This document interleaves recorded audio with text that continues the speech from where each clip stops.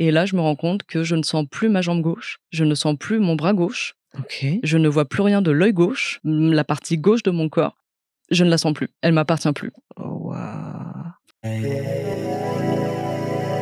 Yeah.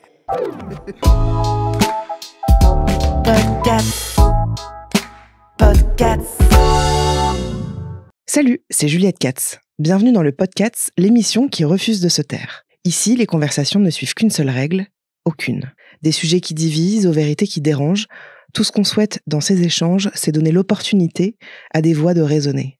Alors ouvrez vos esprits, car ici on déconstruit, on s'interroge et on repart différemment. C'est ça, le Podcast. À 20 ans, on est souvent dans l'insouciance. La santé n'est pas vraiment un sujet et la vie s'écoule au rythme des projets et des découvertes. Mais pour notre invité, tout a soudainement basculé. Quelque chose d'inattendu et de terrifiant s'est produit, la forçant à remettre en question ses certitudes et à faire face à des réalités médicales que l'on n'imagine pas à cet âge. Comment gère-t-on un tel bouleversement physique et mental ? Comment se relever quand on ne se sent plus en sécurité dans son propre corps ? Dans cet épisode, elle nous livre un témoignage sincère sur l'impact de la maladie, l'importance d'écouter les signaux de son organisme et les difficultés de se faire entendre quand on est jeune et qu'on n'a pas le profil typique du patient à risque. Salut Raphaël. Salut Juliette. Ça va ? Ouais, ça va et toi ? Oui, très bien. Bon, on se connaît. Ouais, ça voilà, on se connaît, on va pas faire genre, c'est pas comme si on se connaissait depuis 2 ans et demi. Ouais, exactement, 2 ans et demi, ouais. C'est ça. Et on se voit vraiment souvent. On se voit souvent. En fait, ici, nous sommes chez... Alors attends, comment c'est hébergeur, le mot hébergeur, je pense que les gens savent pas ce que c'est. Bien sûr, ils savent pas ce que c'est. On est chez Acast, qui est une boîte de podcasts. Donc on diffuse des podcasts, voilà. On les monétise au moyen de la publicité, voilà. Et on propose un studio d'enregistrement à nos créateurs et créatrices. Exactement. Et donc moi, je suis là depuis 2 ans et demi de temps en temps. Et donc c'est toi souvent qui viens faire le son, etc. Oui. Voilà. Donc Raphaël, on se connaît là, mais tu peux quand même te présenter et nous dire ce que tu fais dans ta vie, parce que peut-être que tu fais plein d'autres choses que je ne sais pas. Peut-être. Donc je m'appelle Raphaël, j'ai 29 ans. Donc je travaille chez Acast depuis 3 ans maintenant. Donc mon travail chez Acast, c'est d'accompagner les créateurs et les créatrices comme toi, puisque tu m'as été désigné pour vous accompagner dans le développement de votre podcast et pour pouvoir vous aider à créer des nouvelles choses comme toi et moi on le fait souvent. Et voilà, et au-delà de ça, qu'est-ce que je fais d'autre dans la vie ? Tellement de choses. J'ai un podcast qui s'appelle Clever Girls, dont je te parlais. Qui est une analyse de Jurassic Park. Oui, c'est vrai que tu m'en avais parlé. Et donc, tu ne te lasses pas de ça. Genre, tu trouves toujours des sujets à raconter. Bien sûr. Incroyable. Genre, t'es fan de Jurassic Park. Je suis fan de ce que ça raconte et je suis fan du fait que je trouve que ce que j'y vois, c'est assez niche par rapport à ce qu'on voit de cette œuvre en général. On ne soupçonne pas, en général, ce que j'arrive à trouver dans cette œuvre. Ok. Je vous l'ai bien teasé. Ouais. Ça donne envie. Abonnez-vous. Ouais. Clever Girls, avec un S. Ouais. Ok. Alors, du coup, tu connais un petit peu. On va commencer cet échange avec quelques petites questions. Si tu devais choisir le titre de ton autobiographie aujourd'hui, ce serait quoi ? La colère. Ok. Voilà. T'es quelqu'un d'en colère ? Je suis en rogne chaque jour de ma vie. Ça m'étonne tellement pas. Ouais, tu me connais. Un tout petit peu, pas tant, mais un petit peu. Ouais, mais tu vois quand même, je suis quelqu'un de très révolté, on va dire, sur plein de choses. Et à la fois, je trouve que c'est une bonne chose d'être en colère par rapport à plein de sujets qui me touchent. Et parfois aussi, ça me bouffe pas mal et ça me fait pas du bien non plus. Ouais, quoi. Bah oui, c'est la colère, quoi. Voilà. Ouais. Quel est le moment où tu t'es sentie la plus authentique dans ta vie ?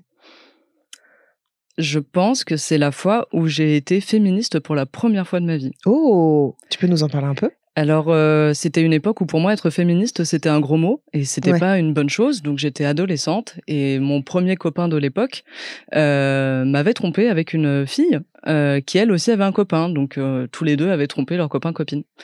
Et quand ça s'est su dans la petite ville où j'étais, tout le monde a pris la défense de mon ex-copain, du coup, en disant que oui, mais lui, il avait le cœur brisé depuis que je l'avais quitté et qu'il était malheureux et le pauvre. Et elle, c'était la sorcière à brûler sur le bûcher et tout le monde s'est retourné contre elle. Ah ouais. Elle avait plus personne, elle avait plus ses amis parce que elle avait trompé son copain avec le mien.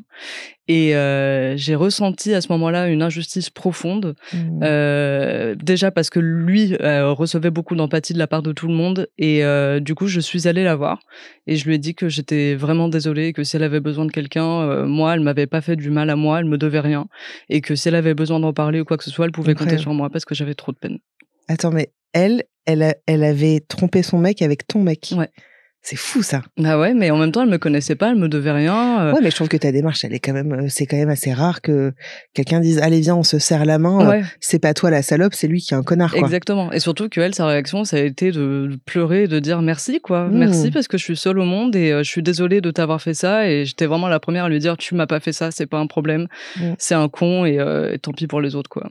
Et c'est là où tu t'es sentie la plus authentique? Oui, parce que je suis depuis féministe et chaque jour de plus en plus féministe. J'espère en tout cas dans un sens que j'estime bon et que la colère dont je te parle provient beaucoup de là. Ouais. Et je pense que parce que ça définit tellement la personne que je suis maintenant que je me dis que c'est là que j'ai commencé à être. Pardon ? Le féminisme ? Ouais. Que c'est là que j'ai commencé à être la personne que j'avais envie d'être en tout cas. Ouais. Quelle est la chose que tout le monde aime chez toi mais que toi tu comprends pas ? Ma loyauté. Ok, tu comprends pas ça ? Je ne comprends pas ça parce qu'en fait, j'ai beaucoup d'amis, beaucoup de proches qui me disent qu'effectivement, je suis une personne très loyale, qu'on peut beaucoup compter sur moi, etc. Et en fait, tant mieux. Et je suis contente qu'on remarque ça chez moi, mais j'ai un peu un truc de... mais c'est la base, non ? De se comporter de la sorte avec les gens qu'on aime, etc. De quoi, la fidélité, être là... Ouais, d'être un soutien. Je suis vraiment la première à dire à une amie qui pleure parce qu'elle s'est fait larguer ou quoi, je lui dis, je laisse mon portable allumé si t'as besoin de m'appeler dans la nuit, si t'as besoin de quoi que ce soit, je débarque, j'en ai rien à foutre. Genre vraiment, je me dévoue complètement. Et du coup, ça touche beaucoup les gens, mais c'est vrai que moi, je trouve que c'est un petit peu... peut-être pas forcément jusque dans les extrêmes que je viens de te citer, mais c'est un peu la base d'une belle relation, je trouve, de savoir qu'on peut se reposer sur l'autre. Et donc toi, les gens qui sont pas comme ça, c'est quelque chose qui est compliqué pour toi ? C'est une chose sur laquelle je travaille, effectivement. Ouais. Parce que je remarque qu'en fait, effectivement, je suis peut-être plus loyale que la plupart des autres gens, ce qui ne fait pas d'eux des mauvaises personnes, mais il faut que j'arrive à en attendre moins d'eux. C'est ça. Voilà. Ouais. Et ça, c'est un peu un sujet pour moi. Donc, je crois que j'en souffre de moins en moins et que j'arrive à bien remettre le curseur où il faut, quoi. Ok. Vu qu'aujourd'hui, on va parler de santé, justement, parle-moi un petit peu de ton rapport à ta santé quand tu étais plus jeune. Quand j'étais plus jeune, donc j'avais pas de vrais problèmes de santé. J'avais... pas de vrais problèmes graves. En revanche, j'ai toujours été hyper anxieuse. J'étais une enfant angoissée. J'ai commencé à faire des crises d'angoisse hyper jeune. Okay. Et c'était pas une chose que j'arrivais à expliquer, parce que j'arrivais pas à me l'expliquer moi-même. Je ne savais pas d'où venait ce qui venait de mes tripes et de mes pensées qui me faisaient d'un coup suer, avoir peur de je ne savais quoi. Et je sais que j'ai beaucoup somatisé du coup quand j'avais des pensées comme ça. Et j'ai eu très longtemps des maux de ventre qui se caractérisaient par aucun autre symptôme, mais juste très mal au ventre. Mais t'avais quel âge quand ça a commencé à avoir... Du plus loin que je me souvienne, c'était... ça remonte à au moins quand j'avais 5 ans.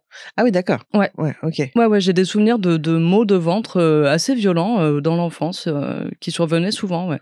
Et t'avais mal au ventre et t'allais aux toilettes ? Non. Ou t'avais mal au ventre ? J'avais juste mal au ventre. Parce que du coup, t'avais des crises d'angoisse que tu gardais pour toi ? Ouais. Et du coup, ça créait de... Je pense que mon corps, du coup, puisque je gardais mes crises d'angoisse pour moi et que j'essayais de les réfréner le plus possible, mon corps essayait de me faire comprendre d'une autre façon qu'il y avait un truc qui allait pas, quoi. Que j'étais angoissée. Et c'est parti avec le temps. Ok. Mais la santé, quand t'es au-delà de ça, comment ça se passait la santé pour toi ? Est-ce que j'ai toujours eu un système immunitaire pas ouf. Ce qui fait que le moindre rhume qui passe, je l'ai toujours chopé hyper facilement. C'est pareil, j'ai jamais eu enfin, c'est très rare que j'ai une angine, une vraie grosse grippe, une gastro, vraiment ça m'arrive jamais, mais le moindre rhume, la moindre petite cochonnerie, quoi, je la chope hyper facilement. Okay. Ça s'est réglé, là, relativement récemment, quand j'ai commencé à manger sainement et souvent, alors qu'avant pour moi c'était pas forcément lié à, c'est bête hein, mais pour moi les gens qui tombent malades c'est pas parce qu'ils mangent pas très bien ou pas souvent, etc. Et à un moment donné je me suis dit j'en ai trop marre, je suis tout le temps malade, donc je vais essayer de faire ce truc de la bouffe donc mieux, quoi. Ça marche. Ça veut dire quoi, tu manges mieux, tu fais quoi? Déjà je saute pas de repas. Alors je te disais je petit déjeune pas, mais je fais des vrais bons repas le midi et le soir. Je varie et vraiment j'en saute aucun, quoi, parce qu'avant je pouvais passer mes 48 heures sans manger. Ah ouais? Ouais. Et pourquoi? Parce que j'avais pas la sensation de faim nécessairement. Ah ouais? Ouais. Et donc, tu devais être hyper faible. Ouais. Ouais, putain. Ouais. Et j'ai fait ça jusqu'à il y a vraiment pas longtemps. Genre quoi? Genre, j'ai 29 ans et j'ai commencé à un peu me prendre en main à 27 ans. Ah oui, d'accord. On est sur quelque chose de récent. Oui. Ok. Mais je suis moins malade.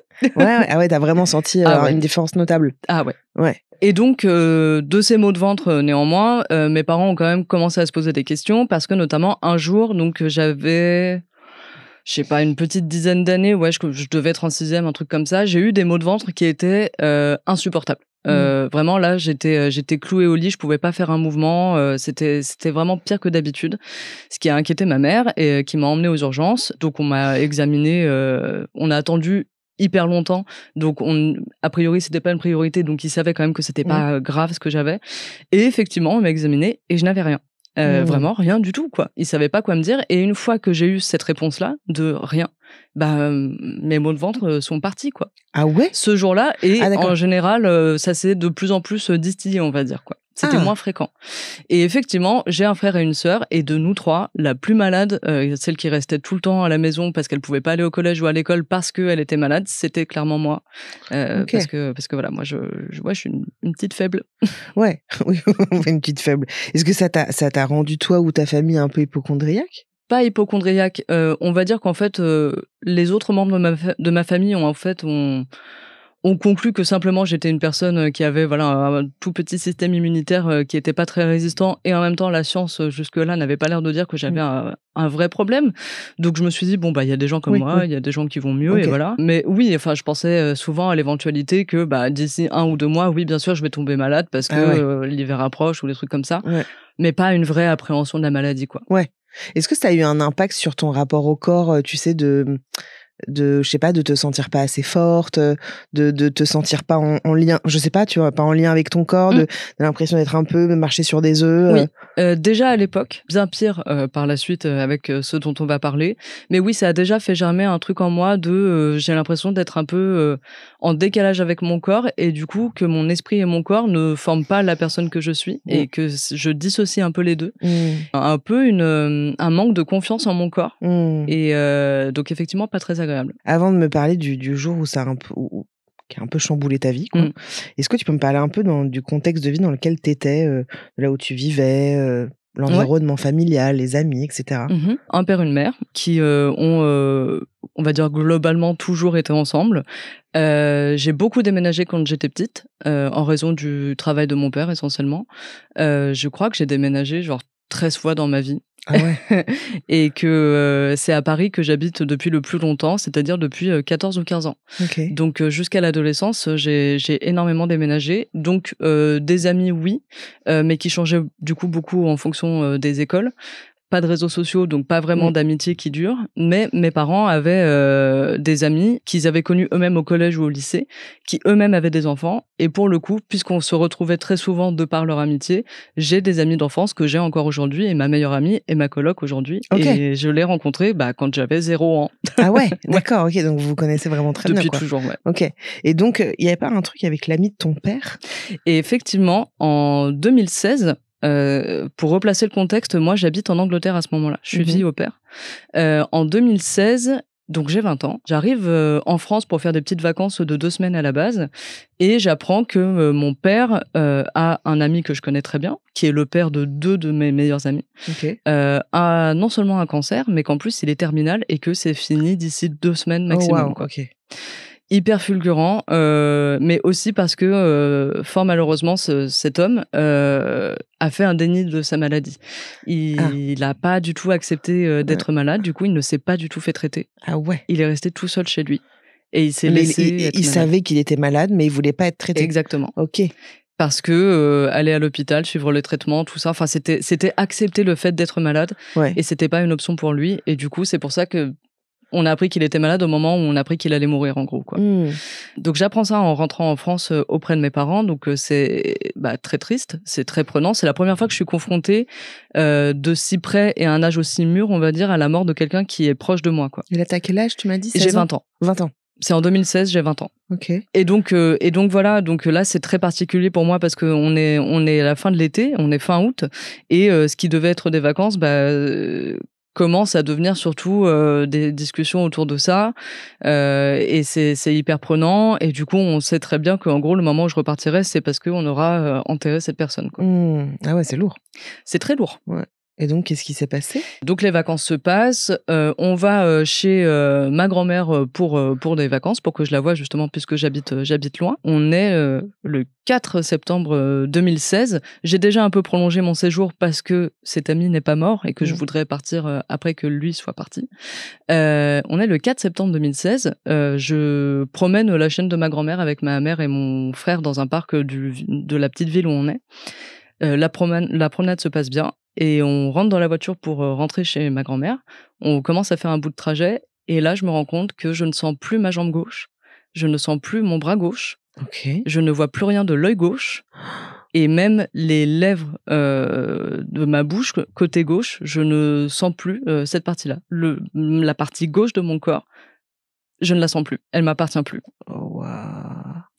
Sauf que moi, à cet âge-là, je pense comme beaucoup de gens, j'ai déjà fait la blague à quelqu'un qui dit n'importe quoi, pardon. Oh, mais tu fais un AVC ou je ne sais quoi. Mais en fait, je ne savais pas du tout quels étaient les symptômes d'un AVC. Donc en fait, je me suis pas inquiétée. J'ai juste pensé que je faisais potentiellement un malaise puisque faiblarde comme je me suis toujours connue, etc. Je me suis dit bon, peut-être que j'ai eu un petit coup de chaud, peut-être que j'ai pas assez mangé ou je ne sais quoi. À un moment donné, pour vérifier, je suis toujours dans la voiture, pour vérifier quelque chose, je lève quand même mon bras gauche parce que j'arrive à le lever et en fait il se balade tout seul. Genre vraiment il va de gauche à droite tout seul sans que j'ai décidé quoi que ce soit quoi. Et j'ai l'usage de la parole et je ne dis pas n'importe quoi, juste je dis à ma mère et à mon frère qui sont à l'avant de la voiture, je dis je me sens un peu bizarre, je sens plus trop mon bras gauche. Ah, je croyais que t'étais avec ta grand-mère dans la voiture. Non, avec ma mère. Okay. C'est elle qui conduit, mon frère est au siège passager, je suis derrière. Et je dis c'est bizarre, je sens plus cette partie-là de mon corps. Et ma mère, qui soupçonne pas du tout ça non plus, dit ah bon ouais tu dois faire un petit malaise, je sais pas. Ouais. Mon frère qui lui a commencé à développer un petit peu de l'hypocondrie avec le temps, commence à se dire ah ouais mais c'est bizarre quand même non, c'est chelou. Et moi je suis tellement loin de ça que je refuse même de penser que c'est alarmant quoi. Jusqu'au moment où on arrive chez ma grand-mère et donc le moment vient de descendre de la voiture. J'ouvre la portière de la voiture avec mon bras droit même si je suis du côté gauche parce que je peux pas avec le côté gauche. J'ouvre la portière, je veux poser le pied gauche pour sortir de la voiture et là je tombe. Ah ouais, putain. Parce que je tiens pas en fait. Mais tu t'inquiètes là? Là, je m'inquiète. J'ai pas perdu conscience. Je suis complètement consciente. Je parle, etc. Mais là, je me dis, il y a un problème quand même. Parce que j'ai déjà fait plein de malaises vagos, etc. Je connais. Je suis jamais tombée comme ça, quoi. Ma mère et mon frère m'aident à me relever. Et ils m'emmènent jusqu'à l'intérieur de la maison. Et je reste assise sur le canapé. On en parle un peu. Et t'as mal quelque part? Non. T'as rien. C'est juste douleur. Toute la partie gauche, elle est partie. Incroyable. Et en fait, moi, ce qui a commencé à m'angoisser un petit peu, c'est le truc de la vue. C'est de vraiment plus voir avec l'œil gauche. Ah ouais. De faire, tu sais, l'exercice, tu te caches l'œil droit et là, tu vois que c'est brouillé, en fait. Et là, je me dis, ouais, c'est un peu chelou. Mais puisque ces symptômes d'être un peu faible et d'avoir la vue qui se brouille, pour moi, ça ressemblait encore une fois à un malaise. Il est un peu fort, ce malaise, quoi. Ouais, mais du coup, j'ai fait un truc qu'il faut pas faire. J'ai un peu fait un déni de ça. Et je suis allée me coucher en me disant, j'ai peut-être besoin d'une sieste, en fait. Ok. Et en fait, donc j'étais pas là à ce moment-là, mais je sais que mon frère a quand même alerté un peu mes parents et c'est lui qui leur a dit je crois que ça ressemble à un AVC quand même. Donc mes parents me réveillent de ma sieste. J'ai pas eu le temps de dormir très longtemps, hein. Ils ont eu cette conversation assez rapidement. Ils ont dit on va appeler les pompiers quand même, on sait jamais. Et moi là, ça me fait peur. Ça me fait peur parce qu'en fait, je trouve que déjà c'est n'importe quoi, que c'est too much quoi. Ouais. Que c'est n'importe quoi, que c'est démesuré. Ouais, exactement, que c'est démesuré. Et en plus, je suis déjà en train de reprendre tout mon physique, mon corps est en train de me revenir en fait. Je sens que ça y est, j'arrive à nouveau à bouger, etc. Donc je me dis mais ça sert à rien. C'est en train de revenir, ça veut dire que c'est pas un AVC. Pour moi, un AVC égale mort et c'est tout. Et voilà. Mais bon, ils insistent et les pompiers viennent. Ils me font faire des petits exercices de leur serrer les mains et tout pour voir si effectivement je réponds aussi bien d'un côté que de l'autre. Ils me me disent rien par rapport à si j'ai réussi ou pas les exercices, mais ils disent qu'ils vont m'emmener quand même à l'hôpital. Et là, moi, ça commence à vraiment me titiller fort parce que je suis déjà tellement dans ce truc de la maladie de l'ami de mon père. Ouais. C'est déjà très dur d'appréhender la mort de quelqu'un. La maladie, je vois mes 2 amis que je connais depuis toujours qui se préparent à perdre leur père, qui elles aussi ont appris au même moment que nous que leur père était malade et mourant. Donc j'étais déjà à fond là-dedans, c'était déjà pas heureux. Et là, pour moi, aller à l'hôpital, c'était un peu dur. Donc on y va, je suis assez vite prise en charge et la personne qui me fait passer une radio me dit les résultats, elle me dit non, c'est pas un AVC. Okay. C'est pas un AVC, donc on sait pas trop ce que c'est. Faites un check-up quand vous rentrez à Paris, parce que je rappelle, on n'était pas à Paris à ce moment-là. Faites un check-up quand vous rentrez à Paris, mais moi là, je vois pas de signe d'AVC. Ok. On rentre à Paris le lendemain. Donc le 5 septembre, donc on va à l'hôpital, je repasse des examens, donc des scanners, IRM, etc. Et en fait, la neurologue qui s'occupait de mon cas est venue me voir juste après tout ça. Elle m'a dit si, c'est un AVC que vous avez fait. Ouais. Donc certains te disent non et puis après elle te dit oui. Et en fait, moi, les examens étaient un peu plus poussés. En vrai, je sais pas si c'est une réalité, mais je pense qu'il y avait quand même plus de moyens aussi dans l'hôpital où je suis allée à Paris qu'à celui où j'étais chez ma grand-mère, qui, je le sais, manquait cruellement de moyens. Et en fait, elle dit non, c'est vraiment un AVC qu'on a vu, quoi. Et là, se faire annoncer à 20 ans que t'as fait un AVC, ça fait trop peur. Podcasts. Pourquoi ça te fait peur ? Pour moi, AVC, c'était vraiment un synonyme de mort imminente. D'handicap à vie, de choses comme ça en fait. Pour moi, c'est juste très très grave quoi. On m'aurait dit vous avez fait une crise cardiaque, je l'aurais pris de la même façon quoi. Ou vous avez une tumeur ou des trucs comme ça. Sauf que je la prends du coup en présence de mes 2 parents et je sais plus trop comment je réagis. Je sais que je suis mal à l'aise, que je suis un peu prise par cette annonce, mais je me mets pas à pleurer non plus. C'est pas l'envie qui manque, mais les émotions sortent pas quoi. Et du coup, l'hôpital décide de me garder pour faire passer plus d'examens. Sauf que la raison pour laquelle je me rappelle aussi bien les dates donc du 4 et du 5 septembre, c'est parce que donc je vais dormir à l'hôpital le 5 septembre et le 6 septembre, c'est mon anniversaire. Yes. Super. Yes. Et non, en fait. Genre vraiment, donc la maladie de l'ami de mon père que j'aimais beaucoup, apprendre que j'ai fait un AVC. Plus toi qui es angoissée. Qui est angoissée de base à fond. Donc ça rajoute de l'angoisse à ça. Ah bah, plus évidemment. J'imagine du coup ton rapport à la mort, peut-être qu'on en parlera un peu après, mais où t'es en train de dire ok, donc en fait j'aurais pu mourir et machin. Exactement. Ça fait beaucoup d'infos d'un coup, Exactement. Donc en fait, moi, ce qui se passe dans cette nuit du 5 au 6 septembre, c'est que à l'époque, je suis encore sur Facebook parce que ça commence à dater un peu. Et ça revient à la mode, paraît-il. Tout ce qui est rétro revient à la mode. Et minuit est passé, donc les gens reçoivent la notif comme quoi c'est mon anniversaire. Tout le monde m'envoie des messages de bon anniversaire, et toi, passe la meilleure journée et tout. Et moi, je suis à l'hosto, je suis toute seule dans ma chambre avec les bip bip bip des machines. Je viens d'avoir 21 ans. En vrai, quand t'as 21 ans, t'es un bébé, quoi. Ouais. Et puis tu le sens pas mal à ce moment-là parce que l'AVC est passé. J'ai pas mal, j'ai aucune sensation physique. Simplement, je sais juste qu'il s'est passé quelque chose d'assez grave et que je devrais être en train de faire la fête. Et c'est pas ce qui se passe. Ouais. Et là, tu sais que tu dois passer différents examens. Exactement. Et alors ? Et donc, on me dit qu'en gros, le lendemain matin, je vais passer une IRM, que je vais faire des examens, etc. Et sauf qu'en fait, j'arrive pas à dormir dans ma chambre d'hôpital déjà parce que j'ai des fils de partout, que c'est pas confortable et que je suis angoissée. Et en fait, on vient me réveiller, me semble-t-il, entre 3 à 4 heures du matin en disant, en fait, il y a une place qui s'est libérée pour une IRM, donc on va vous emmener directement. Oh, wow, ok. Et ça fait peur en fait parce que tu te rends compte que t'es devenu un peu prioritaire aussi quoi. Que c'est pas une très vieille personne qu'on va aller chercher, c'est moi la toute jeune qui a fait un AVC pour passer une IRM. Alors les IRM, moi j'ai pas de problème avec les IRM, je n'ai pas la claustrophobie que tu as, donc pour ça j'ai de la chance. On m'a injecté un liquide chaud qui se propage dans tout le corps.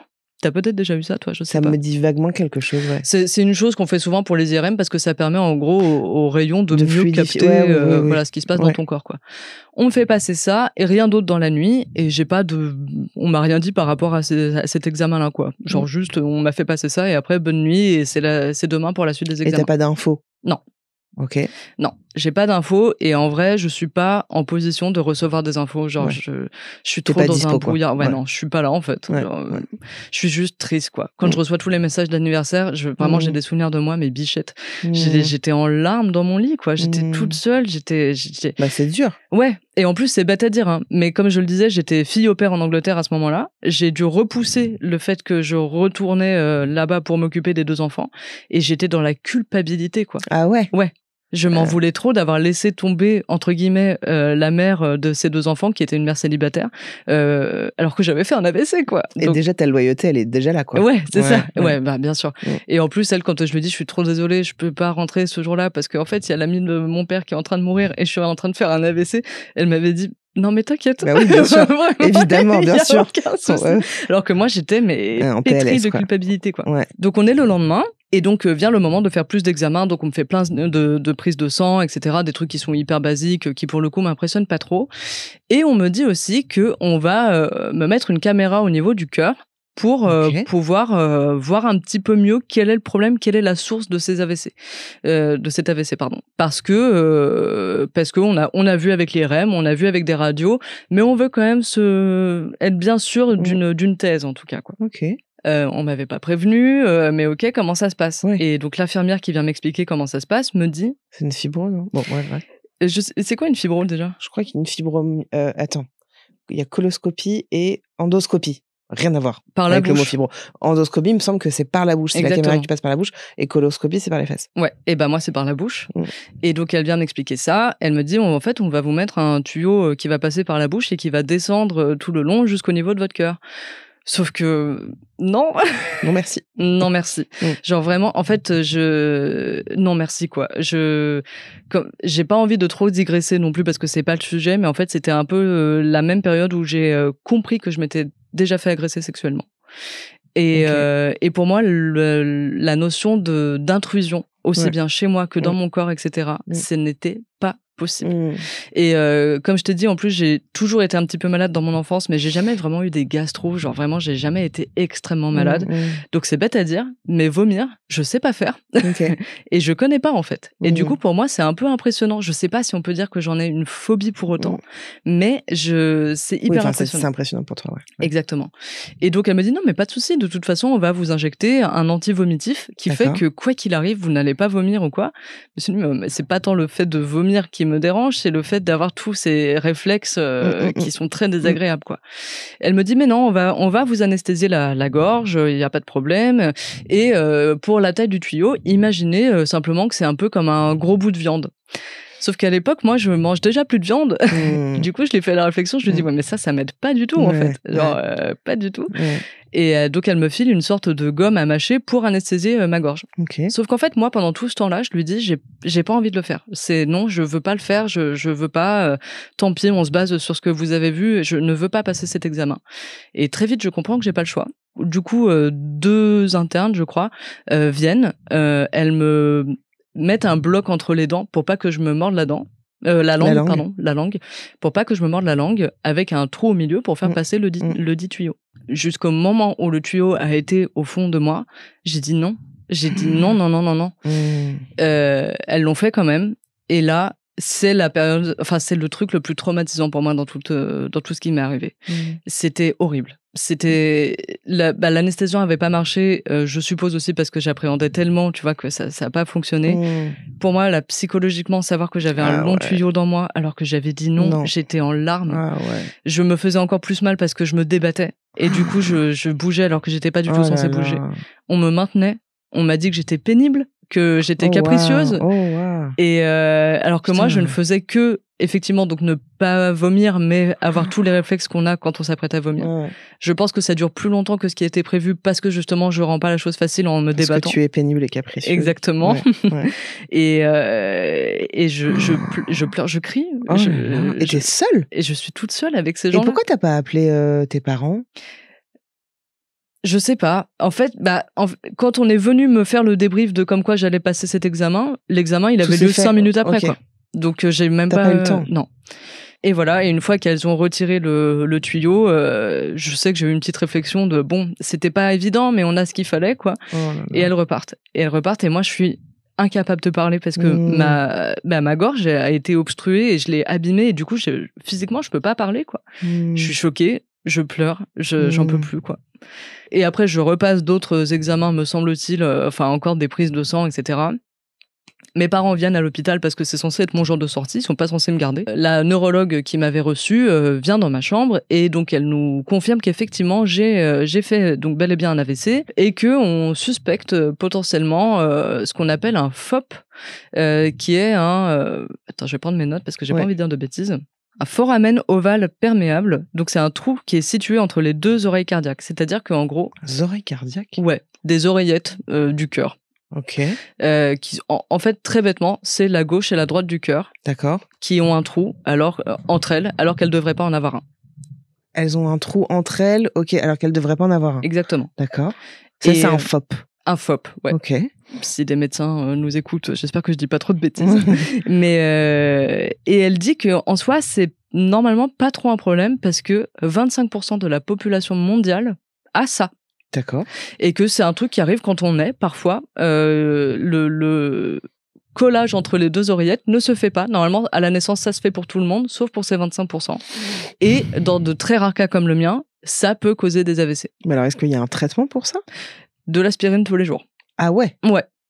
Parce que je suis très jeune. Parce que je suis très jeune et que j'ai pu me remettre toute seule de mon AVC et que j'ai pas eu besoin d'intervention pour me remettre de l'AVC. Et du coup, ils sont pas plus inquiets que ça pour moi non plus. Ils disent que je vais récupérer et que c'était un incident de parcours, quoi. Mais comment tu réagis, toi, à cette info-là ? À la fois, j'ai juste trop envie de sortir de cet hôpital et de plus jamais en entendre parler, de me dire en fait j'ai bugué un moment de ma vie, mais en fait il y a pas de problème, quoi. Et à la fois je me dis aspirine à vie et c'est tout, et c'est ça qui va m'empêcher de faire des AVC, c'est pas normal et j'ai peur d'en refaire. Oui, d'accord, tu te dis pas ok, parce que t'aurais pu aussi te dire si c'est juste un aspirine à vie, ça va. Il y avait aussi un peu de ça parce que psychologiquement, c'était un peu compliqué pour moi parce que comme je disais à ma mère, j'en reviens pas d'avoir 21 ans et d'avoir déjà un traitement à vie. Même si c'est pas lourd, en fait, c'est même pas de l'aspirine, c'est du Cardégique, donc c'est de l'aspirine toute petite dose. Qui est pas du tout dangereux pour la santé ? Non. Ok. Pas du tout. Non, vraiment, ça fluidifie le sang et c'est vraiment une toute petite dose, donc c'est pas un problème. Mais pour moi, à 21 ans, avoir déjà un traitement pour la vie, c'est non, quoi. C'est quand t'es une vieille personne, normalement. Et est-ce que tu te dis aussi, j'ai peur que ça recommence et qu'on me remette un tuyau et que... Est-ce que tu penses bien sûr. Et surtout, j'ai aussi peur que ça recommence et que cette fois-ci, je meure. Ok. Donc là, du coup, il commence à y avoir une relation, je sais pas, mais un regard sur la mortalité. Ouais. C'est la première fois que je réalise que je suis mortelle, en fait. Ah ouais ? Ouais. Et que ça peut arriver à n'importe qui, n'importe où, n'importe quand. Qu'est-ce qui se passe les jours qui suivent ? L'ami de mon père meurt quelques jours après. Okay. Je vais à l'enterrement, c'est très triste. C'était déjà très triste de base, etc. Mais j'ai trop besoin de m'extirper de tout ça. Je peux pas. Et pour moi, la définition de la joie à ce moment-là de ma vie, c'est habiter en Angleterre, puisque ça a toujours été mon rêve. Donc, le lendemain de l'enterrement, je dis à mes parents, je rentre, j'y vais. Je pars parce qu'il faut. Là, c'était horrible comme séjour. Donc, je vais partir de tout ça. Non sans culpabilité, parce que je laisse mes parents, du coup, avec la tristesse et le deuil de leur ami, mais ils me le font pas ressentir non plus. Et je rentre habiter en Angleterre avec cette petite famille qui, très peu de temps après, part pendant 2 semaines au Vietnam pour des vacances. Okay. Donc je me retrouve toute seule dans cette maison.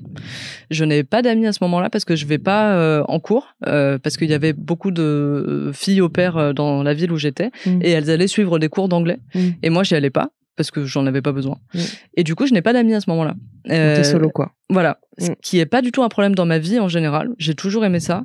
Je suis pas très sociale, mais là, je sens que... Ça te crée des angoisses ? Ouais. Pourquoi ? Je suis livrée à moi-même et j'ai tendance moi à tomber très facilement dans des tourbillons d'angoisse comme beaucoup de monde, quoi. Et là, vu que je suis toute seule et que j'ai personne à portée de main pour parler de tout ça, je passe mes nuits à me dire mais en fait là, si ça se trouve demain je meurs en fait. Et du coup, je commence à plus dormir. À même profiter un petit peu des siestes de la petite fille que je garde au moment où il rentre pour dormir avec elle, parce que ça me rassure un peu. Et pourquoi ça te rassure, ouais. J'ai un humain avec moi, quoi. D'accord. C'est vraiment juste, j'ai un humain avec moi, et si jamais j'ai un problème, même si elle est toute petite, elle pourra dire à sa maman que j'ai un problème ou je ne sais quoi. Et surtout, j'ai peur de sortir. J'ai peur que ça m'arrive dans la rue Et c'est très bête, hein, mais j'ai peur que ça amène des gens à s'occuper de moi si j'ai un problème. Oh. Oui. C'est étonnant comme... Ouais, je déteste attirer l'attention sur moi quand c'est quelque chose qui ne va pas. Pourquoi ? Je pense que ça a quelque chose à voir avec le fait que mes parents ont toujours été hyper aimants. Et vraiment, là, ce que je vais dire ne m'a jamais empêché de les aimer. Je pense que c'est leur propre pudeur à eux et qu'ils n'ont jamais trop réussi à dealer eux-mêmes avec leurs propres émotions. Parce que la génération des parents, etc., on sait que voilà, ils n'ont pas toujours été très bien accompagnés non plus en termes de psychologie. Mais moi, j'ai toujours été hyper émotive dans ma vie. Aussi bien la joie que la tristesse, je l'ai toujours exprimée avec des pleurs. J'ai toujours été hyper facilement émue et j'ai toujours été un peu malade, etc. Et en fait, très vite, on m'a fait comprendre que j'étais un peu drama queen. Et que j'exagère un petit peu. Ouais, ça va, c'est bon, et que voilà. Et moi, plusieurs fois dans mon adolescence, donc même avant tout ça, j'ai déjà demandé à mes parents si je pouvais aller voir un ou une psy. Parce que je sentais que j'en avais besoin. J'ai vraiment eu des épisodes de crise d'angoisse qui étaient plus possibles. Et je savais que déjà, je pouvais pas trop en parler à mes parents parce qu'ils comprendraient pas. Ils entendaient pas. Non. Ils savaient pas ce que c'était. Ils savaient pas ce qui pouvait causer ça. Je me sentais pas non plus de leur en parler, pardon. Donc je pense que très vite, je me suis sentie un peu chieuse. Ah oui, je veux pas déranger. Ça va pas, quoi. Ouais, c'est ça. Ouais. Je déteste déranger. Même maintenant, tu vois, quand je propose à un ou une amie de sortir boire un verre, je laisse toujours une porte de sortie à la personne en disant si tu ne peux pas, si t'as la flemme, c'est complètement valide, ne t'en fais pas, t'es pas obligé, tu vois. Je suis cette personne-là qui veut vraiment pas être un poids, quoi. Et en même temps, tu veux pas être dans cette position de je veux pas qu'on me rejette, donc je préfère prendre les devants, où il y a pas du tout de... Si, ça peut y ressembler aussi, bien sûr.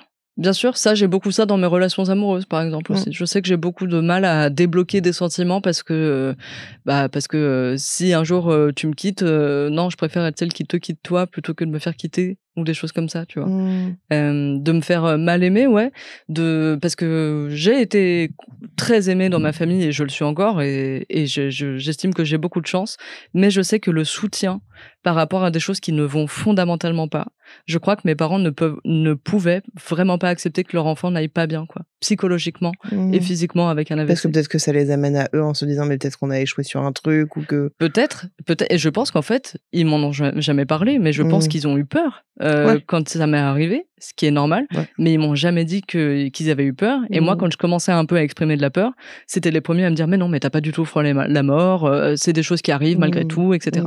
Donc à la fois c'était un peu pour me rassurer et à la fois du coup je n'avais pas du tout la porte ouverte. Mais t'avais pas du tout un espace de parole de viens on va t'écouter Raphaël, raconte-nous. Donc quelque part ce truc d'angoisse c'est presque évident qu'en fait tu le gardes qu'avec toi et tu veux pas qu'on te voit parce que de toute façon c'est toi qui es un peu too much, faut pas oublier. Bien sûr. Donc en fait tu crois même ce qui a été dit en même temps t'es comme ça. Enfin, exactement. C'est un marasme de pensée. Exactement. Ouais. Et donc quand t'es là-bas, t'es seule, tu veux pas être dehors, tu commences à avoir de plus en plus d'angoisse, etc. Je sais pas, t'as des phobies qui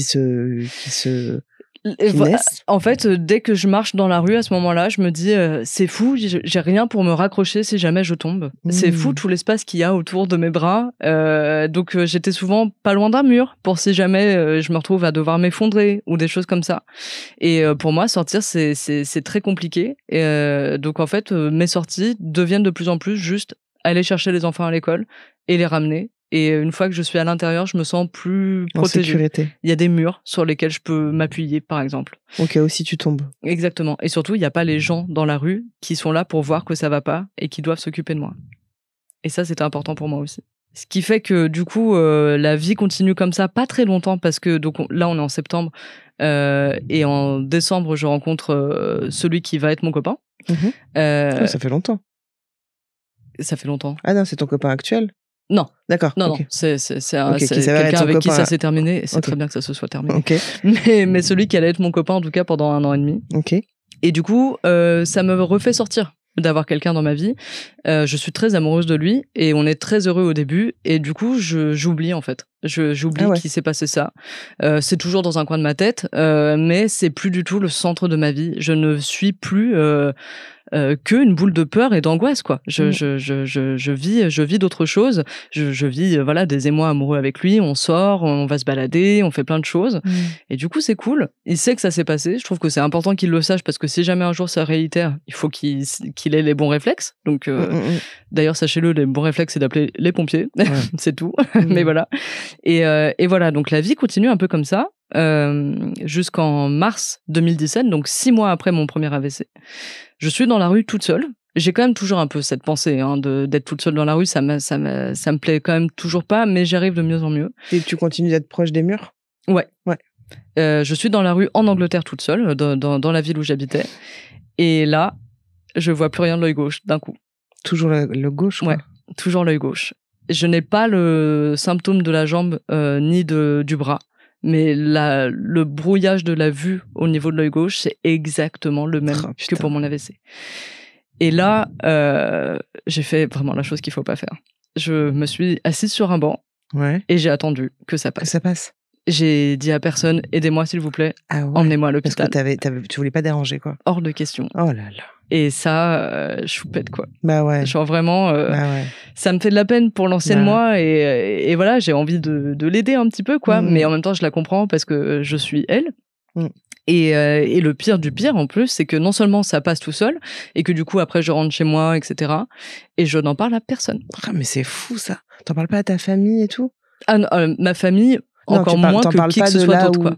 De là où tu gardes les... Non, j'en parle pas à la mère des enfants que je garde, alors qu'on s'entend hyper bien, elle et moi. Hein. C'est une copine maintenant, genre vraiment, on se voit, enfin, on essaie de se voir le plus souvent possible, etc. J'en parle pas à mon copain, j'en parle à personne.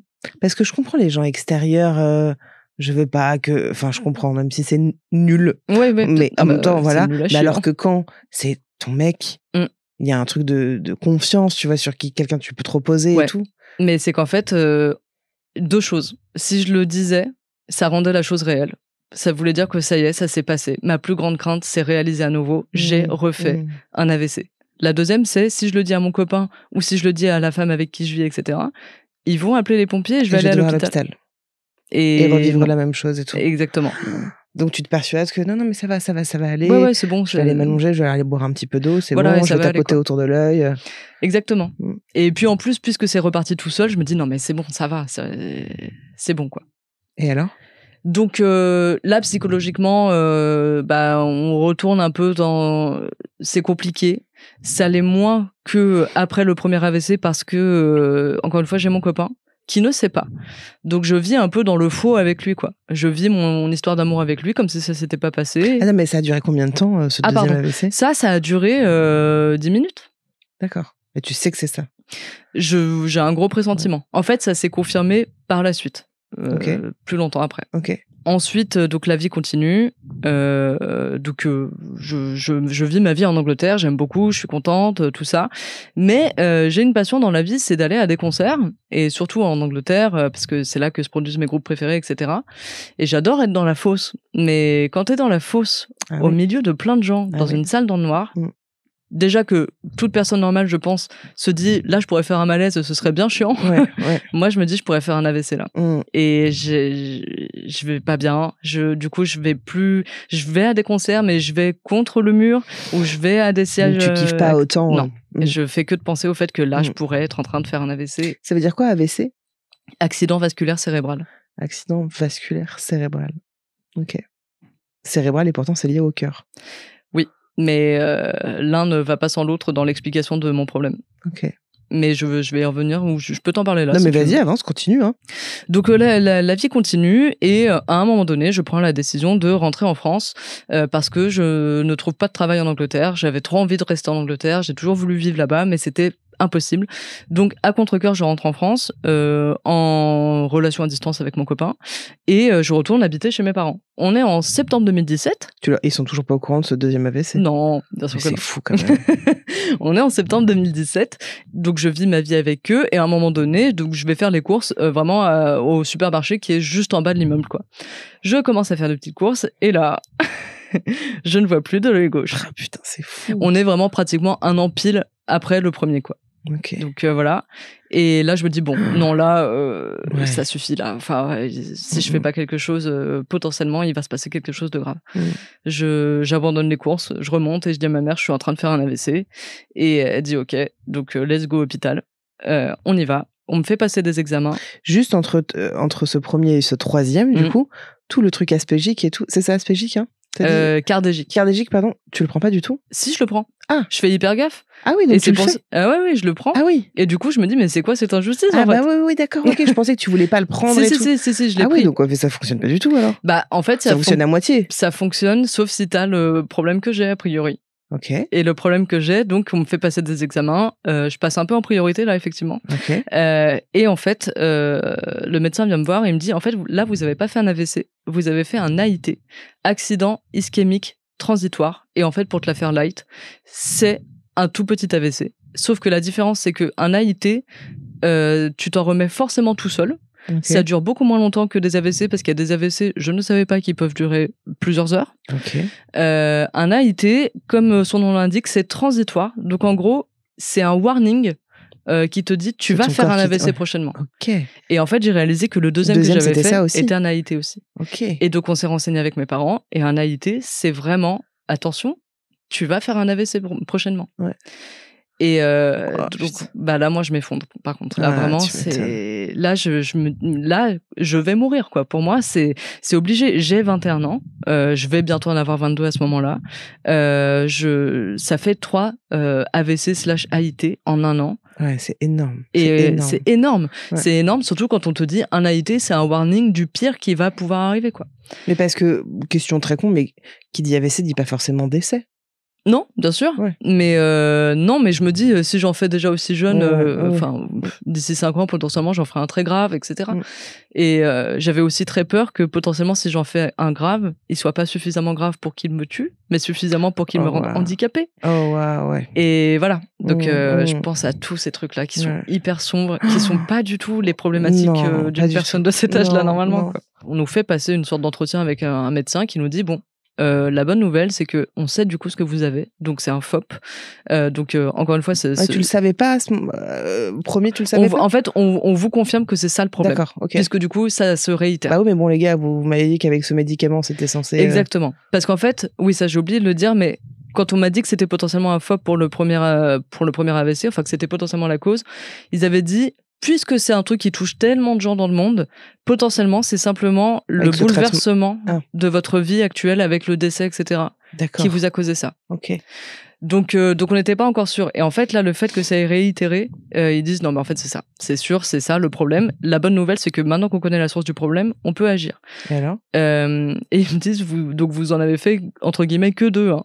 Donc là, je dois faire mon coming out de, non, j'en avais fait un autre. Putain, ok. Voilà. Donc mes parents sont un peu en mode ah bon, tu nous l'avais pas dit. Ouais. Voilà. Tu te sens mal à l'aise et tout. À la fois oui, à la fois je me dis on n'a pas le temps d'être mal à l'aise en fait là. Dans le cadre médical on s'en fiche, tant pis. Disons les choses comme elles sont. Mes parents m'en ont pas tenu rigueur, c'est grave mais c'est passé. Et en fait la solution c'est de faire une intervention. C'est pas une opération, c'est vraiment une intervention qui consiste en gros, te mettre une prothèse dans le cœur qui va faire le joint entre ces deux oreillettes. C'est un stents ? Ça s'appelle pas un stents. Je sais pas comment ça s'appelle parce que moi, on m'a toujours dit le mot prothèse. J'ai regardé sur internet, ils s'appellent ça une sorte de parapluie. D'accord. qui est en caoutchouc, qu'on va te poser dans le cœur pour que ça fasse pour que ça rebouche le trou. Ouais. Voilà. Et moi, au début, je me dis quoi, une opération du cœur, mais arrêtez avec ces mots, ça fait trop peur. Je suis trop jeune en fait pour vivre tout ça. Et en fait, très vite, les médecins sont rassurants. Ils me disent c'est pas du tout à cœur ouvert. C'est vraiment on y va avec une caméra. Ça passe pas par la bouche, donc ça sera pas douloureux ou quoi que ce soit. Ça passe par en bas. Ça passe par l'aine. On se fait piquer entre pour les gens qui savent pas, l'aine, donc c'est ce qui relie la cuisse au pubis, quoi. Je savais pas qu'on pouvait passer par là. Moi non plus. En fait, on te place une sorte de cathéter à cet endroit-là. On fait passer une tige tout le long de ton corps jusqu'au cœur. Et par cette tige, on fait passer la prothèse qu'on va venir placer. Mais c'est sous anesthésie générale ? Non, parce qu'en fait, au niveau de l'aine, je me suis fait anesthésier, effectivement. J'ai eu cette intervention, du coup, 4 mois après. un truc comme Ok. ça. Et le chirurgien qui m'a reçu est vraiment une des personnes qui aura grandement contribué au fait que j'ai pas sombré, je pense, psychologiquement parlant, parce que c'était la personne la plus rassurante du monde sur tout ça. Et vraiment, il m'a expliqué tout ce qu'il allait faire. Il a n'importe quelle question que je pouvais poser et tout. Il était hyper bienveillant. Il avait ressenti que j'avais peur, que j'étais émue. Il m'a dit que c'était normal, mais qu'il fallait vraiment pas que je m'inquiète et que mon problème, il allait être réglé et que ça allait durer 30 minutes maximum. Ça a dû te rassurer de ouf parce que si tu parles de tes angoisses, du tube, de machin, t'as dû dire mais putain, mais en fait, il va se repasser des trucs sans que je sois ok, on va me forcer. Exactement. Ouais. Et lui, il m'a vraiment trop sauvé là-dessus, quoi. Le seul truc qui était embêtant, c'était que à ce moment-là, j'étais dans une autre forme de culpabilité parce que ma relation avec mon copain était devenue toxique et que lui n'a pas trop supporté de m'imaginer nue sur une table d'opération devant un médecin. D'accord. Et donc il m'a fait ressentir ça avant de me faire opérer. D'accord. Et t'avais une genre de crise de jalousie Ouais.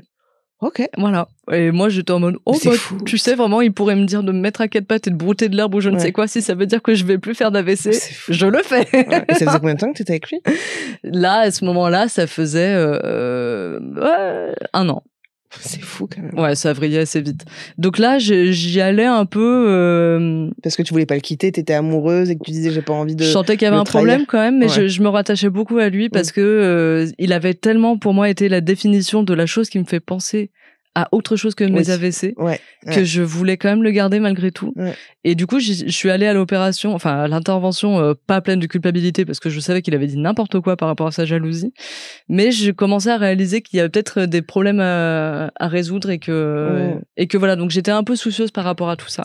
Mais entre le moment où t'as été hospitalisée et le moment où il y a eu l'intervention, il s'est passé donc 4-5 mois, c'est ça? Ouais. Et t'as flippé pendant ces 4-5 mois? Bien sûr. Tu continuais en te disant, je vais avoir un AVC, je vais mourir. Je crois que c'est le moment où j'ai le plus peur. Parce que là, je me suis dit, mais en fait, là, si je suis censée avoir une intervention, c'est parce qu'elle est censée m'empêcher de mourir à un moment donné, quoi. Mais on te donne même pas un autre traitement? Et non, on continue l'aspirine. Ah ouais, putain. Et donc, le jour de l'intervention arrive et ça se passe tellement bien. Je suis réveillée, donc. T'étais angoissée, donc, sur place... pour cette intervention? Non, en vrai, dès que je suis arrivée à l'hôpital et que j'ai tout de suite été prise en charge par ce monsieur qui pour moi était devenu le messie, j'étais pas du tout angoissée. Putain, bel gosse. Pas du tout, je sais pas, mais... Bah non, mais je te dis bel gosse parce que quand tu dis que... Enfin, tu vois, tu nous dis que t'es angoissée. Moi, je me dis, mais du coup, t'es angoissée de... Parce que moi, je sais que les hôpitaux, c'est un enfer sur terre pour moi. Bien sûr. C'est un enfer parce que je me dis, c'est la mort. Ouais, exactement. Et donc, forcément, si je suis là, c'est qu'il y a un problème. Et donc, en fait, je peux mourir. Mais il y a un autre point de vue qui existe, qui est aussi de... Mais tu as tout le corps médical qui est là s'il y a un problème. Exactement. Et en fait, moi, j'ai cette vision-là des hôpitaux comme toi, surtout parce que plus tard dans ma vie, il m'est arrivé plein d'autres trucs, etc. Et que les hôpitaux, je suis d'accord, comme pour plein de gens, pour moi, les hôpitaux, c'est la mort. Mais là, ce jour-là, puisque l'intervention, c'était censé régler mon problème, les hôpitaux, c'était la vie, en fait. Et qu'il fallait passer par ça, justement, pour aller mieux. Donc, l'intervention se passe. Effectivement, ça dure entre 30 à 40 minutes. Je suis réveillée tout le long. Il me parle pendant... T'as pas mal? J'ai zéro mal. C'est très peu innervé. Les endroits par lesquels il est passé. Je pouvais voir sur une radio ce qui était en train de se passer. Personnellement, ça me dégoûtait pas de voir le tube monter en moi, donc j'ai regardé et voilà, je trouvais ça intéressant. Et il me parle tout le long, il me dit ce qu'il va faire, etc. Là, à un moment donné, il me dit dans 5 secondes, vous allez sentir votre cœur s'emballer. Et je vais faire un décompte de 10 secondes et après il va se calmer et c'est normal. Et donc il compte les 5 secondes, après mon cœur s'emballe et là il me fait 10, 9. T'as pas peur? J'ai pas peur parce qu'il tout est très clair. Ouais, pas littéralement, mais il me tient la main, quoi, tu vois. Oui. Et en plus, il me fait des blagues de temps en temps et tout. Enfin, en fait, on discute puisque je suis réveillée, quoi. Et après, je passe juste une nuit à l'hôpital parce que il faut que je reste alité pendant un certain nombre d'heures. Je regarde Breaking Bad pendant toute la nuit parce que je n'arrive pas à dormir dans les hôpitaux quand même. Et le lendemain, ma mère vient me chercher et je sors. Et voilà. Et basta. Podcasts. Et donc, est-ce qu'aujourd'hui, tu dis que t'es guérie? Je dirais que j'ai tout autant de chances de faire un AVC que les gens qui n'ont pas de problème. Ouais. Donc, ça veut dire qu'un jour, peut-être que j'en ferai un, mais ce sera pas à cause de ça. Et comment tu le vis, ça? Bah bien. Ouais. En vrai, bien. Ce que j'ai moins bien vécu par la suite quand même, pendant les quelques années qui ont suivi, c'est la santé mentale, par rapport à tout ce qui s'était passé quand même. Le problème était réglé, je le savais, mais je me sentais très seule dans ce qui m'était arrivé, parce que littéralement, je connaissais personne d'autre qui avait mon âge, qui avait vécu ces choses-là. Et puis aussi parce que t'étais taiseuse, quoi. Ouais, exactement. Et je sais que les quelques fois où j'ai un petit peu essayé d'en parler dans mon cercle familial, c'était pas reçu. C'était pas reçu. Je me rappelle notamment un déjeuner que j'avais fait chez ma grand-mère paternelle avec mon père et ma sœur. Et ma grand-mère, qui était toujours la personne qui parlait des choses les moins gaies, parlait d'un homme de son village qui avait fait un AVC récemment. Et j'ai fait une blague en disant, bah ça va, au moins les AVC ça fait pas mal, quoi. Et là ma sœur me dit, non mais ça va, tu vas pas tout le temps parler de tes AVC, quoi. Tu fais que parler de ça, quoi. Et là je suis prise d'un coup d'une montée de larmes, mais directement, où je lui dis, mais en fait tu te rends pas compte à quel point pour moi c'est un truc de dingue déjà de pouvoir en parler, et en plus sur le ton de la blague, parce que j'ai eu tellement peur, quoi. Et mon père embraye en disant, oui mais ça va, il y a pas eu mort d'homme, quoi. Et là moi j'ai pas d'autre choix que de sortir et d'aller, mais genre hurler dans la rue, quoi. Et je suis partie me promener, je saurais plus te dire combien de temps. Je suis allée tellement loin. En fait, je trouve que ça fait écho au truc d'avant. Bien sûr. De quand t'avais des angoisses, quand tu te sentais pas bien, quand tes parents qui t'écoutent pas vraiment et qui inconsidèrent, ça se dit? Qui ne considèrent pas, en tout cas, ouais. Du tout ton état physique et mental et de ta fragilité, quoi. Parce que moi, j'ai toujours eu des parents hyper chouettes sur le plan de quand il y a des choses qui se passent bien dans ma vie, quand il y a des choses qui m'animent, quand j'ai des chouettes trucs et tout, ils sont trop contents pour moi, ils m'encouragent à fond. Mais quand je viens dire que ça va pas, ils savent pas faire. Mais est-ce que c'est pas du tout pour trouver une excuse, mais est-ce que c'est parce que tu l'as si peu fait qu'ils savent pas faire? Je pense que je l'ai beaucoup fait petite, au contraire, en disant que je me sens pas bien, que j'ai des pensées angoissantes, etc. Et que, comme je te disais, je pleurais souvent, etc. Avec ma mère qui pouvait dire que j'étais un peu drama queen. Jamais sur le ton de la colère, hein, mais vraiment un peu, t'es une drama queen, quoi, c'est bon. Que je me suis dit, bon, bah en fait... ce qui va pas, on le garde, quoi, parce que ça a l'air de faire chier les gens, en fait. Quand on dit que ça va pas. Du coup, bah, je vais pas trop en parler, quoi. Et du coup, moi, depuis très longtemps, j'ai développé une sorte d'humour noir, en tout cas, à mon égard, à moi, de tous les trucs hyper graves qui me sont arrivés dans la vie. J'en parle assez souvent, mais sur le ton de la blague. Parce que je me dis, au moins, j'en parle. Et parce que c'est aussi important et intéressant de savoir en rire, et parce que ça peut dédramatiser, parce que in fine, effectivement, je vais mieux, je ne suis plus malade, quoi. Mais voilà, parce que tout ce qui est vraiment grave, tout ce qui est foncièrement triste, dans ma famille, je sens que c'est pas un espace où je peux en parler, parce que elles et eux-mêmes ne sont pas disposés à recevoir ces choses, parce que je pense que il y a du mal à réceptionner, parce que c'est trop lourd, quoi. T'as pris de la distance avec eux ou pas du tout? Bah, cette distance-là. Cette distance des choses qui ne vont pas. Je l'ai mise ailleurs. Je l'ai mise chez mes amis. Je l'ai mise je la mets actuellement pour la première fois de ma vie sur mon copain actuel, parce que j'y arrive enfin. Mais voilà, donc j'ai accepté qu'en fait il y a des choses que je peux attendre de certaines personnes et pas d'autres. Et du coup, ma famille, moi, c'est ce qui est positif. C'est se donner des nouvelles de ce que je fais de manière créative, etc. Ça, on se soutient vachement. Mais sur les trucs qui vont vraiment pas, c'est plus l'espace. Je trouve ça super dur parce qu'en fait les côtés positifs c'est trop bien et parlons-en, et bien sûr, mais les côtés négatifs ça fait aussi partie de toi. Je suis d'accord. Donc c'est une forme, alors peut-être que le mot inconsidéré il est trop fort, mais tu vois c'est pas prendre Raphaël dans ce qu'elle est, tu vois, ça fait partie de ton histoire en fait. Je sais bien. Et en plus, ce qui est triste, c'est que je pense que j'ai tellement été élevée comme ça que maintenant, genre, quand moi j'ai vu mes parents être émus pour des choses qui étaient vraiment graves et je les voyais pleurer et que je les voyais vraiment touchés par quelque chose. Disais, oh, ça va. Je disais rien, mais j'étais gênée de ouf. Mais gênée de quoi? Bah, ça me gêne trop de vous voir pleurer. Là, je pars en fait. Je peux pas, quoi. Alors que toi, tu pleures beaucoup. Ouais. Mais de moins en moins devant eux. Par exemple, donc de moins en moins devant ma mère, parce que mon père est décédé depuis. Et par exemple, donc pour te dire que j'ai vécu des trucs très graves, j'ai déjà vu mon père pleurer d'angoisse parce qu'il était malade, etc. J'ai vu ma mère être très triste aussi. Et moi, ça c'est pas la réaction appropriée du tout, mais je suis gênée, donc je pars en fait. Et alors que, évidemment, que la réaction à avoir, c'est être avec la personne, lui faire un câlin. Incapable de faire ça. Ouais, mais ils ont manqué à ce truc-là, quoi. Bah ouais. Mais du coup, ce qui fait que maintenant, vu que t'es passé par ces trucs-là, Est-ce qu'il y a un truc qui s'est un peu calmé depuis que t'es guéri, soigné, enfin, je sais pas comment on peut le dire. Soigné, je pense, ouais. Est-ce qu'il y a un truc où, par exemple, ton rapport à la mortalité, à la solitude, est-ce que ça a un peu évolué? Ouais. Et ça s'est aggravé du coup avec la maladie de mon père pour le coup, qui a été encore plus un coup dur. La maladie et la mort de mon père. Pardon? Il est décédé de quoi? Une tumeur au cerveau. Okay. Et il a été malade pendant 2 ans et il en est mort. Donc ça a été aggravé par tout ça, mais ça avait déjà planté une graine en moi de la solitude. Moi, j'ai toujours aimé ça. C'est pas tant un problème pour moi. J'aime bien être seule et prendre du temps pour moi. Il y a pas de problème. Mais le rapport à la mort, il a vraiment changé et j'aimerais le changer. Et c'est pour ça aussi que je suis une thérapie, pas mal. Parce que je suis trop tombée dans une sorte de tourbillon de... c'est bête, hein, mais de on va mourir. J'ai vu ça de près, pas tant avec moi, parce que j'ai pas vraiment failli mourir finalement en faisant ces AVC-là, mais ça me prévenait que je risquais ça. Mais avec la maladie de mon père et quand même avoir eu un aperçu de ce qui arrive à une personne qui fait un AVC potentiellement mortel, un truc de on va mourir et dans pas si longtemps, quoi. J'invite les gens sur Instagram à poser une question. Donc, si vous étiez là, vous diriez quoi à Raphaël? Alors, après tous ces... il y a Juliette, Leroy. Après tous ces AVC, as-tu peur de mourir? Peur pour toi ou pour tes proches? Donc, t'as un peu répondu. Mais du coup, est-ce que t'as peur beaucoup plus pour tes proches que pour toi? Ou alors, c'est un ensemble qui crée un truc de je peux pas, j'arrive pas à profiter, pardon. Ouais, j'ai un peu des deux, mais j'ai surtout la peur de la mort de mes proches. Ouais. Plus que de toi. Ouais. Je sais pas forcément pourquoi. Je pense qu'en fait, quand ça nous touche nous-mêmes, ça semble encore plus irréel, j'en sais rien. Mais la mort de mes proches, encore une fois, aggravée en plus avec l'histoire de mon père, mais déjà du temps de mes AVC.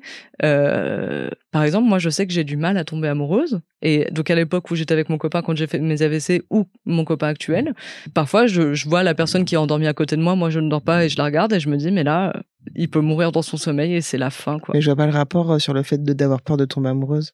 Parce que si je tombe amoureuse et que je m'attache à la personne, je vais être hyper triste quand elle va mourir. Donc, tu vas jusqu'à contrôler ça. Et j'essaye de perdre le contrôle là-dessus. Et j'y arrive à peu près parce que je suis dans une relation où ça y est, je pense que j'y arrive à peu près. Ça fait combien de temps? Ça va faire 1 an là bientôt. Ouais, mais en même temps, c'est aussi complètement, j'ai pas le mot, pas logique. Ouais. C'est pas le bon terme, mais du coup, tes amis, tu les aimes. Ouais. Donc tu pourrais aussi te dire, je veux plus être en lien avec mes amis parce que j'ai trop peur. Oui. Je préfère rompre. Ça, je suis d'accord, mais le truc, c'est que mes amis, j'en ai plusieurs.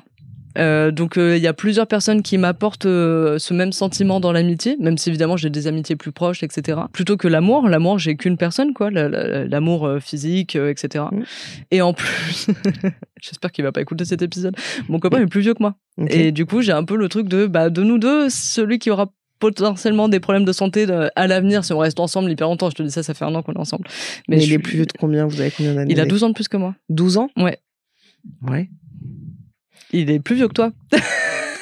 T'as quel âge, toi? J'ai 29 ans. Il a 41 ans. Ok, merci pour le calcul. Okay. Ouais. Et du coup, voilà. Et c'est mais tu vois, tu te dis pas justement si t'as moins peur de mourir pour toi, tu te dis pas, YOLO, j'y vais, on y va, je veux vivre si... Parce que tu pourrais aussi te dire ça. Il y a plein de gens qui se disent, je fais pas partie de cette team-là, mais il y a plein de gens qui se disent, on va mourir. YOLO? Qui font? Ouais. Bah non. Moi, on va mourir, il faut que je sois sur le qui-vive de tout. Je peux pas vivre pleinement. Donc t'es tout le temps dans la mesure de tout. Et dans l'archi-contrôle. Ouais. Je l'ai toujours été. Pour les personnes qui croient en l'astrologie, je suis vierge en plus, donc laissez tomber. Moi, ça me parle pas du tout. Donc Moi non plus, mais paraît-il que voilà. Mais paraît-il que les vierges sont très cadrés. Ouais. Ils aiment bien les cadres. Exactement. Ouais. Et non, moi, j'ai toujours été d'une nature assez pessimiste. Et du coup, j'ai pas tant le YOLO, on va peut-être mourir demain, du coup, profitons. Non, moi, c'est, putain, on va peut-être mourir demain, quoi. C'est pas ouf. Et tu te dis pas, mais par exemple, là, t'es parti en vacances il y a pas très longtemps. Ouais. Donc, t'as réussi à projeter un truc de vacances. Ouais. Mais tu vois, pour moi, c'est des étapes. Ok. Genre, ça c'est fait. Et la prochaine, c'est quoi? Et etc. Quoi. Ok.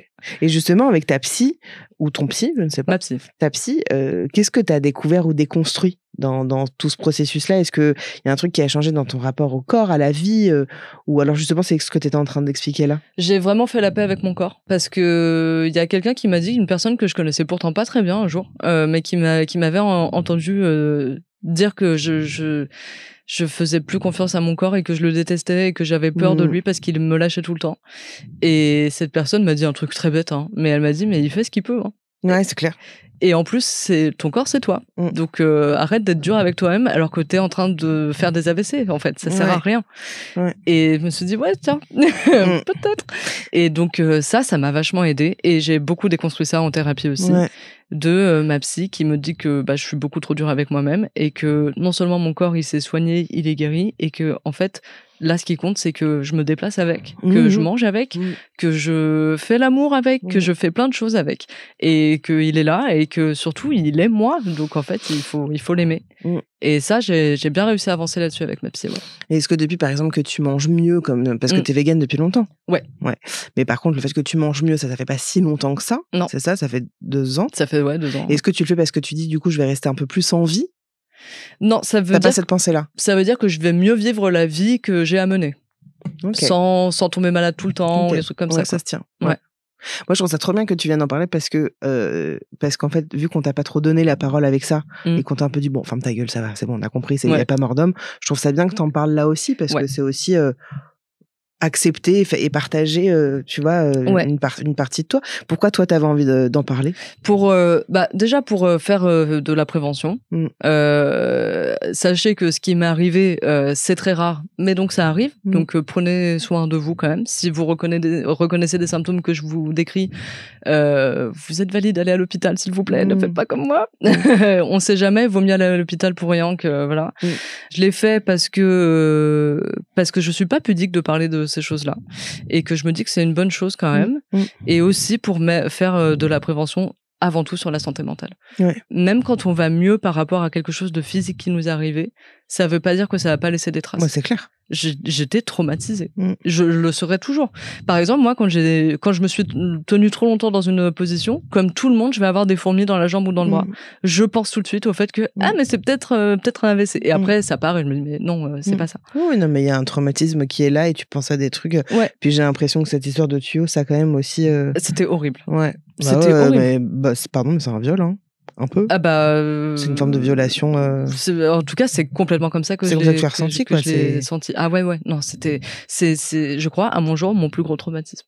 Mais parce que quand je te dis viol, c'est peut-être un peu gros comme mot, mais c'est une genre de pénétration non. Ouais, c'est une violation non consentie de mon corps. Ouais, c'est ça. Donc. Et à la fois, tu vois, c'est là où je sais pas quoi te dire parce qu'à la fois je dis, bien sûr, c'est l'enfer sur terre, et en même temps. T'es là pour être traité, donc ils auraient peut-être dû t'écouter et en même temps ils auraient peut-être dû ne pas t'écouter. En fait, peut-être qu'ils auraient dû faire ça avec plus de soin. Là où je pense qu'ils auraient finalement pu ne pas le faire, c'est parce que ils le faisaient dans une démarche de vérifier une chose qu'ils avaient déjà constatée. Ouais. C'était pour être sûr. Et moi, je préférais que vous soyez juste sûr. Ouais. Ou alors qu'ils te disent, en fait, madame, on va le faire. Ouais. On va le faire, on vous laisse pas le choix, mais on vous laisse 24 heures pour juste accepter ce truc-là aussi.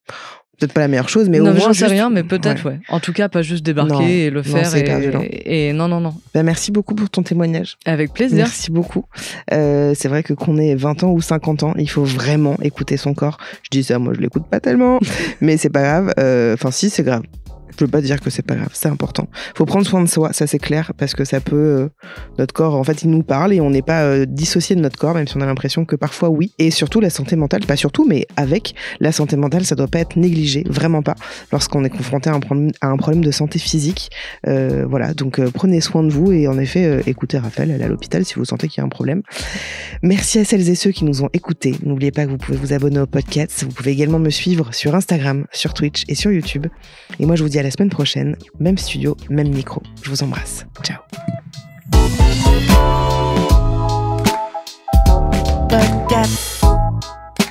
Podcast.